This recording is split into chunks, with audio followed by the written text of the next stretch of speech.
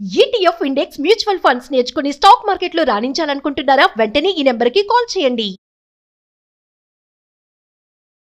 నమస్తే రమగారు. నమస్తే జయ. రమగారు, మనం మహాభారతం మాట్లాడుకుంటూ ఉన్నాము. భీష్ములు వారి దాకా వచ్చాం. మరి తల్లి ఆయన్ని వివాహం చేసుకోమనింది.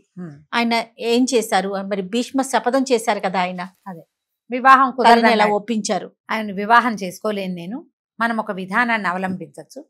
మన పూర్వీకుల్లో కూడా ఇట్లా సంతానం లేకుండా భర్తలు మగవాళ్ళు మరణించి స్త్రీలు ఉండిపోయినా లేదా సంతానం కలిగే పరిస్థితి మగవాళ్ళకి లేకపోయినా నియోగ పద్ధతి, దేవర న్యాయం అనే ఈ న్యాయంతో వేరే వాళ్ళెవరితోటైనా సంతానాన్ని పొందొచ్చు. అనుమతితోటి, భర్త అనుమతితోటి లేదా అత్తగారి అనుమతితోటి వీళ్ళు సంతానాన్ని పొంది వంశాన్ని కంటిన్యూ చేసేందుకు ఒక అవకాశం ఉంది.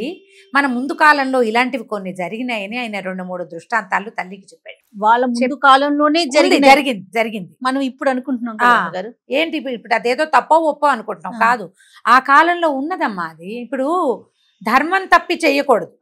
భర్త ఉండగా భర్తకి సంతానం పొందే అవకాశం ఉండగా వీళ్ళు ఏదైనా చేస్తే అది అక్రమ సంతానం అవుతుంది. కానీ భర్త లేకపోయి ఈ వంశాన్ని ముందుకు తీసుకెళ్లేందుకు పెద్దల అనుమతితోటి సద్బ్రాహ్మణుడు కానీ ఒక తపస్వి చేత కానీ, మళ్ళీ ఎవరో వేరేవా జాతులు కాదు, క్షత్రియులకి బ్రాహ్మణ సంతానం పనికొస్తుంది. విలోమం కాకూడదు, అంతకంటే చిన్న జాతులతోటి వెళ్ళకూడదు.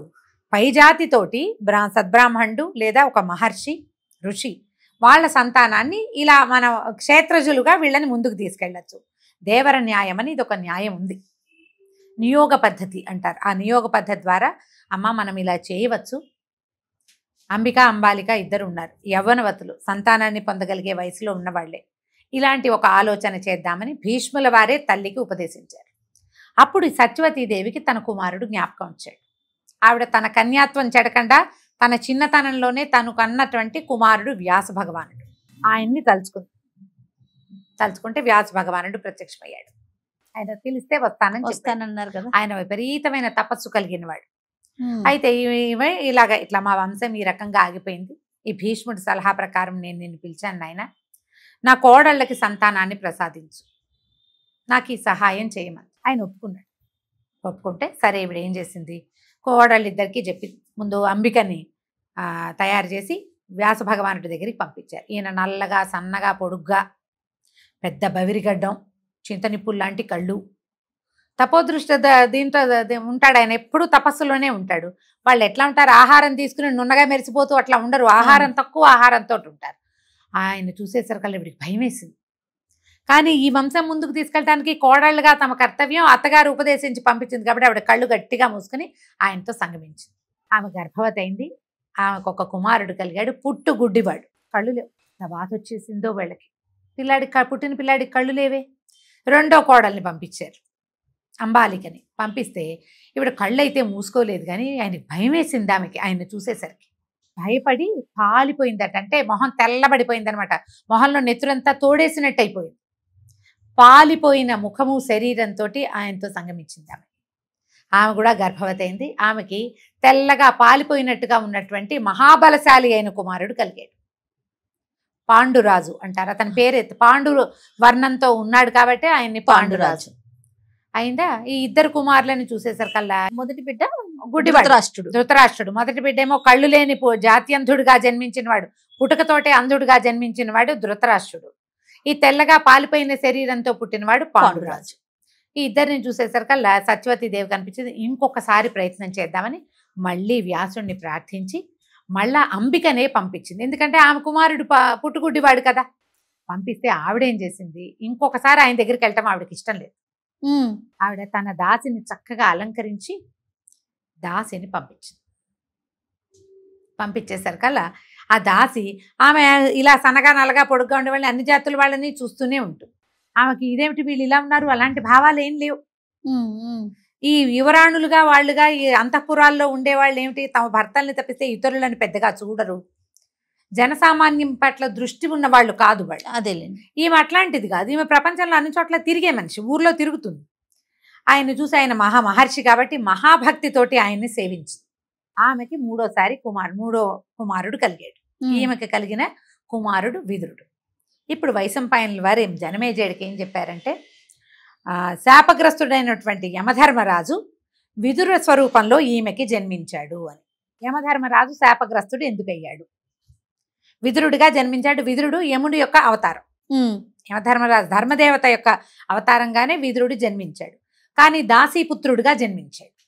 అంత గొప్పవాడు యమధర్మరాజు, దిక్పాలకుల్లో ఒకడు, ప్రపంచాన్ని నడిపించేందుకు పెద్ద శక్తులలో ఒక శక్తి అయినటువంటి యమధర్మరాజు దాసీగర్భాన జన్మించడం ఎందుకు జరిగింది? ఈ మాట జనమేజయుడు అడిగితే అప్పుడు ఒక కథ చెప్పారు. పూర్వమట ఒక మాండవీడని ఒక మహాముని ఉండేవాడు. ఈ మాండవి మహాముని ఒకనాడు ఒక చోట తపస్సు చేసుకుంటాడు.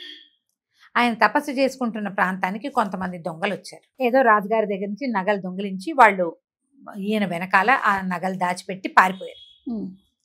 ఈ నగలు వెతుకుంటూ వచ్చినటువంటి సైనికులకి మహర్షి వెనకాల నగలు దొరికినాయి. తర్వాత దొంగలు దొరికారు. మహర్షిని కూడా దొంగగా భావించి ఆయన్ని కూడా తీసుకుపోయారు. తీసుకెళ్ళాక ఈ రాజుగారు ఏం చేయాలి దొంగతనానికంటే, ఆ రోజుల్లో దొంగతనానికి శిక్ష ఏంటి?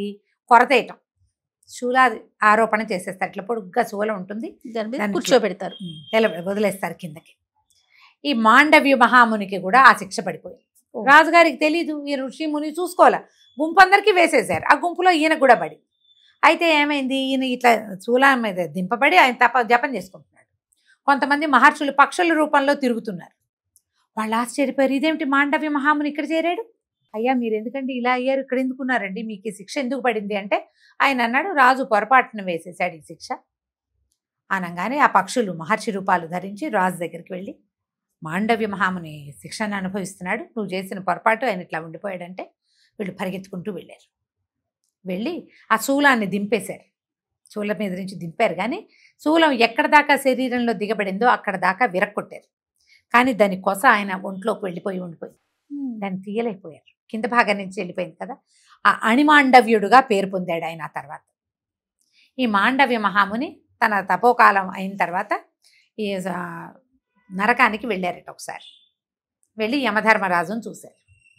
చూసినప్పుడు, నువ్వు నాకు అలాంటి శిక్ష ఎందుకు వేశావు, ఇలాంటి ప్రత్యక్ష నరకాన్ని చూసేటువంటి ఇది నాకు ఎందుకు వచ్చింది, అలాంటి శిక్ష ఎందుకు పడింది నాకంటే, యమధర్మరాజు ఏమన్నాడు, ఎవరెవరు చేసిన పొరపాట్ల ప్రకారం వాళ్ళకి మరణశిక్షలు వస్తాయి, మరణం కూడా అలాగే వస్తుంది. నువ్వు చిన్నప్పుడు తూనీగల్ని పట్టుకుని, ఆ ఎగిరే తూనీగల్ని వర్షాకాలం పట్టుకుని తూనీగలు ఎగరకుండా వాడి దానికి తుమ్మముళ్ళు పెట్టేవాడివి వాటి రెక్కలకి. నువ్వు ఆ ముళ్ళు పెట్టడం వల్ల నీకు ఇలాంటి శిక్ష వచ్చింది అనేసరికి మాండవ్యుడికి చాలా కోపం వచ్చిందట. బాలప్రాయంలో పిల్లలు తెలియక చేస్తారు, దానికి కూడా నువ్వు శిక్ష విధిస్తావా, ఇలాంటి పని చేసావు కాబట్టి మానవ యోనియందు దాసీగర్భంలో జన్మించు నువ్వని శపించాడు యమధర్మరాజు. ఆయన తర్వాత కాలాంతరంలో దాసీగర్భుడుగా జన్మించాడు. యమధర్మరాజే విదురుడుగా జన్మించాడు. ఈ మాండవీయుడు శపించాడు కదా. అయితే మాండవీయుడు శాపం అప్పుడు ఆయన ఏం శాసనం చేశాడంటే, 14 సంవత్సరాల లోపల బాలురు బాలికలు పిల్లలు ఏం చేసినా ఆ పాపం వాళ్ళది కాదు, వాళ్ళకి అంటదు. వాళ్ళు ఏం చేసినా సరే, ఇప్పటికీ కూడా మనకి జువెనల్ యాక్ట్ ఉంది కదా రమ్మగారు. చిన్నపిల్లలు ఏమైనా చేస్తే వాళ్ళకి వాటికి శిక్షలు లేవు. అప్పుడు మాండవ్యుడి కాలంలో వచ్చింది. అట్లా శపించబడినటువంటి యమధర్మరాజు కాలాంతరంలో ఇట్లా దాసీగర్భంలో జన్మించే అవకాశాన్ని మహాభారత కాలంలో తీసుకున్నాడు. విదురుడు ఇక్కడ జన్మించాడు. ఇప్పుడు ఈ 3 కుమారులు జన్మించారు. తర్వాత వ్యాస భగవానుడు వెళ్ళిపోయాడు. భీష్ముడే ఈ 3కి రకరకాల విద్యలు నేర్పించారు. మన దుర్యోధను ధృతరాష్ట్రుడికి ఏమో గదాయుద్ధం అవి నేర్పించారు. మహాబలశాలి అతను, కళ్ళు లేవు ఆయన, కానీ బలం తక్కువ లేదు.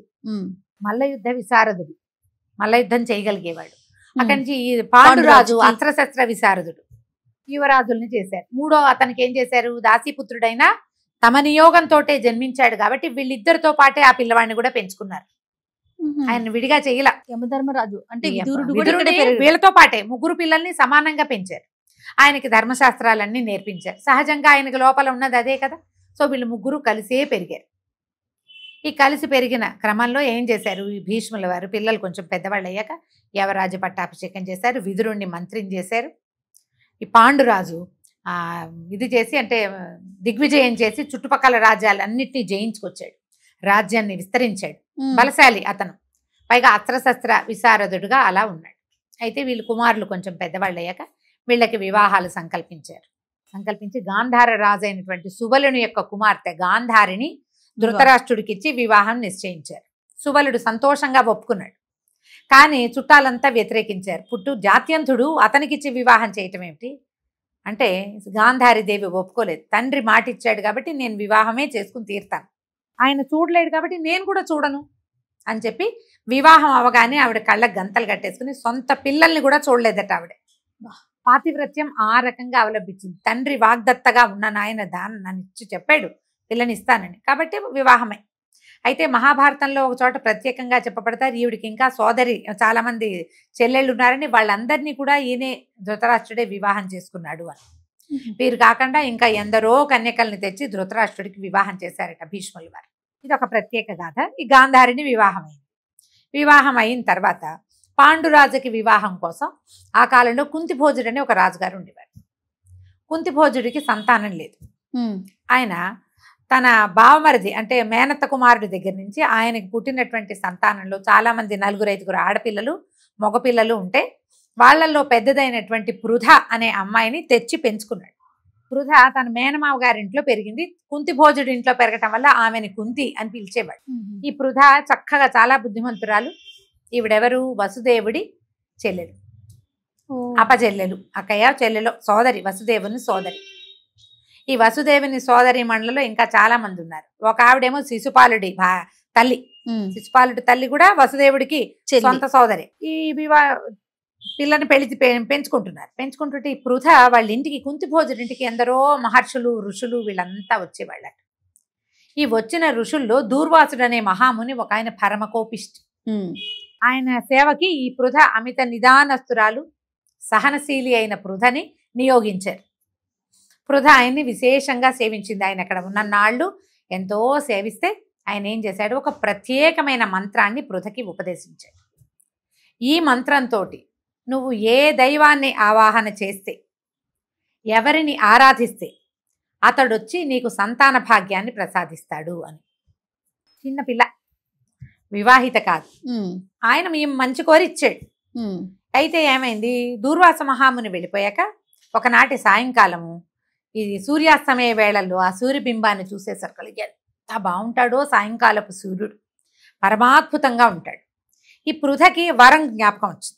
ఆయన ఇచ్చాడు కదా మంత్రం, సూర్యుడు వస్తాడో లేదో చూద్దాం అనుకొని ఆ మంత్రాన్ని పునశ్చరణ చేసి ఆవాహన చేసి సూర్యుడిని పిలిచి ఆయన ప్రత్యక్షమైపోయాడు. ప్రత్యక్షమైపోయి నీకు సంతానాన్ని ఇస్తానన్నాడు. నీవు భయపడి, అయ్యో నాకు తెలియక పిలిచాను, వస్తావో రావోనని పిలిచాను, నేను అవివాహితని, ఇప్పుడు నాకు సంతానం అంటే నేనేం చేయను ఇప్పుడు అని బతిమలాడింది, వెళ్ళిపోమని. ఆయన అన్నాడు, కుదరదు, ఈ మంత్రానికి కట్టుబడి ఋషివాక్యం, ఆయన మాటకి నేను ఇది చేయవలసిందే, కాకపోతే నీ కన్యాత్వం భంగం కాకుండా నీకు సంతానాన్ని ప్రసాదిస్తానని చెప్పాడు. ఆమెకి సూర్యుని వలన ఒక కుమారుడు కలిగాడు. ఆ పిల్లవాడు ఎట్లా ఉన్నాడు, సూర్యవర ప్రసాదితుడు అవటం వల్ల సహజ కవచ కుండలాలతో జన్మించాడు. పుట్టిన పిల్లాడే అలా ఉన్నాడు. ఒంటికంతా బంగారు కవచము, చెవులకి కుండలాలు, సహజ కవచ కుండలాలతో. ఈ పిల్లాడిని ఏం చేయాలి, ఎలా చెప్పాలో తెలియలా ఈ పిల్లకి. చిన్నపిల్ల కదా, 13-14 సంవత్సరాల వయసు ఉందో లేదు. సరే, ఈమె ఏం చేసింది, ఆ గంగా నది తీరంలో నిలబడితే ఒక పెట్టేదో కనపడుతోంది, నీళ్ల మీద తేలుతూ. ఓహో, ఇదే మార్గం అనుకుని ఒక పెట్టెలో బోలెడంత బంగారపు నగలు అవన్నీ వేసి ఈ పిల్లవాడిని కూడా అందులో పడుకోబెట్టి గంగా నదిలో వదిలిపెట్టేసి దండం పెట్టింది. ఇంకేం చేస్తుంది, కన్యా చిన్నతనము, ఎవరికి చెప్పే పరిస్థితి కాదు. 3వ కంటి వాడికి కాదు, 2వ కంటి వాడికి కూడా తెలియకుండా జరిగిపోయింది. ఈ పెట్టె నీళ్లలో తేలుతూ ఎవరికో దొరికింది. ఒక సూతుడికి లభించింది. ఆయనకి రాధ అనే భార్య కూడా ఉంది. వాళ్ళకి సంతానం లేదు. ఈ బంగారపు పెట్టెలో బంగారంతో లభించినటువంటి పిల్లవాడికి వసుషేణుడు అని పేరు పెట్టి ఆ పిల్లాన్ని వాళ్ళు పెంచుకున్నారు. ఈ పిల్లవాడు అక్కడికి వెళ్ళిపోయాడు. ఈ పృథ చాలా ప్రత్యేకమైన వ్యక్తిత్వం కలిగిందని, పిల్ల చాలా సౌందర్యవతని తెలుసుకున్నటువంటి భీష్ముల వారు ఆ అమ్మాయిని తెచ్చి పాండురాజుకి వివాహం చేశారు. కుంతీదేవిని పెళ్లి చేసుకున్నాడు పాండురాజు. తర్వాత కాలంలో మద్రదేశాధీశ్వరుడు, ఆయనకి ఒక కుమార్తె మాద్రి, ఆమె కూడా పరమ సౌందర్యవతి, ఆమెను పెళ్లి చేసుకుంటానని అడిగాడు పాండురాజు. అడిగితే వాళ్ళతో మాట్లాడి వాళ్ళ అమ్మాయిని కూడా తీసుకొచ్చి పెళ్లి చేశారు. 2 భార్యలు, కుంతి మాద్రి, వీళ్ళందరూ పరమ సఖ్యంగా ఎంతో బాగుండేవాడు. అయితే ఏమైందట, ఈ పాండురాజుకి చాలా మృగయా వినోదం వాటి మీద ఆసక్తి. ఈ మృగయా వినోదంతో భార్యలను కూడా తీసుకుని ఎక్కడికో తిరుగుతూ ఉండేవాడు. దిగ్విజయం చేశాడు, రాజ్యాలు ఎన్నో జయించాడు, అతడే రాజుగా ఉన్నాడు. నడుస్తూ ఉంది కథ. ఎక్కడికో వెళ్తే ఏమైంది, ఈ మృగయా వినోదం కోసం ఆ లేళ్ళని దుప్పుల్ని వేటాడుతున్నాడు. అయితే ఆయనకి ఒక సంగమంలో ఉన్నటువంటి లేళ్లు కనపడ్డాయి. సాధారణంగా అట్లా అనారోగ్యంగా ఉన్న చిన్న పిల్లైనా కదలలేని స్థితిలో ఉన్న సంగమంలో ఉన్న వాళ్ళని డిస్టర్బ్ చేయకూడదు. ఆ జంతువుని చూడడం కూడా తప్పే. ఈయన ఏం చేశాడు, బాణం వేసి కొట్టాడు. కొట్టేసరికల్లా ఆ బాణం తగిలి ఆ లేళ్ళు చనిపోయినాయి. అయితే ఆ లేడి నిజానికి ఒక ఋషుల జంట. వాళ్ళు ప్రతి జీవితాలకు స్వరూపాన్ని ధరించి సంగమిస్తున్నారు. అందులో ఈ లేడి వచ్చిందనమాట. లేళ్లుగా సంగమిస్తే ఆ రుచి ఏమిటో తెలుసుకోవడం కోసం వాళ్ళు ఆ ప్రయత్నంలో ఉన్నారు. ఈయన దాన్ని కొట్టేశాడు. ఆ చనిపోతూ ఆ లేడి ఆయన ఋషి, నువ్వు అసలు సంగమంలో ఉన్నదాన్ని కొట్టకూడదు, చూడకూడదు, నువ్వు చేసింది తప్పు అంటే ఈయనేమన్నాడు, నేను మృగయా వినోదం చేశాను, మృగాన్ని లేళ్ళని వేటాడాను అంతే, మానవ సహజమైంది వేట, నేను అదే చేశానంటే కాదు, నువ్వు ఒట్టిగా వేటాడలా, సంగమిస్తున్న జంటను వేటాడేవు నువ్వు, కాబట్టి నువ్వు భార్యా సంగమం చేస్తే చచ్చిపోతావు నువ్వు అని చెప్పించేశాడు ఆయన. అప్పటికి సంతానం లేదు. కుంతి మాదిరి లోటు లేకుండా ఈయనకి 2 భార్యలు. ఏం చేస్తాడు ఆయన? పరమ దుఃఖంతో నేను ఇంకా భార్యా సంగమం చేస్తే మరణిస్తాను, కాబట్టి ఇక నేను సంగమం చేయలేను, మీతో పాటు నా కాపురం కుదరదు, మీరిద్దరూ రాజ్యానికి వెళ్ళిపోండి అని భార్యల్ని వెళ్ళిపోమన్నాడు. నేను ఈ అడవిలో ఉండిపోతాను, సన్యసిస్తాను అని బతిమలాడాడు. వాళ్ళు ఏమైనా సరే నిన్ను వదిలిపెట్టి వెళ్ళమని, ఇద్దరు భార్యలు నిన్ను విడిచిపెట్టి వెళ్ళమని, నీతోటే ఉంటామని ఆయనతోటి అక్కడే ఉండిపోయారు. ఇది చూడు, శంతన్ మహారాజుకి సంతానం లేదు, ఆయన సంతానం పుట్టినట్టే కుమారులు చనిపోయారు. మిగిలిన ఒక్క కుమారుడు ఆయనేమో పెళ్లి చేసుకోని అన్నాడు, మళ్ళీ పెళ్లి చేసుకుని 2 కొడుకుల కంటే వాళ్ళకి సంతానం లేదు. వాళ్ళు నియోగ పద్ధతిలో సంతానాన్ని పొందారు. అవును. మళ్ళీ ఆ సంతానాల్లో కూడా ఒక ఆయన గుడ్డివాడు, రెండోవాడు ఈయనైతే ఈయనకి మళ్ళీ సంతానం లేని పరిస్థితే వచ్చింది. పాండురాజు వీళ్ళకు కూడా ఇదే పరిస్థితి వచ్చింది.